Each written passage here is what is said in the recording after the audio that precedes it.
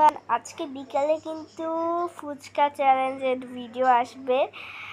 And mainly আজকে বিকালে মারতেছিস কেন, আজকে বিকালেই ফুচকা চ্যালেঞ্জ করব।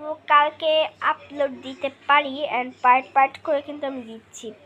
সবাই দেখো অ্যান্ড দোয়া করো আমার জন্য। গাছ জিতি কিনা না হারি, অ্যান্ড যে সেকেন্ড অ্যান্ড থার্ড হবে সে ডিয়ার পাবে। লাইক ডিয়ারের মধ্যে মানে ইজি ডিয়ারও আছে, হার্ড ডিয়ারও আছে। সো যেইটা খুশি সেটা পাইয়ে যেতে পারবে।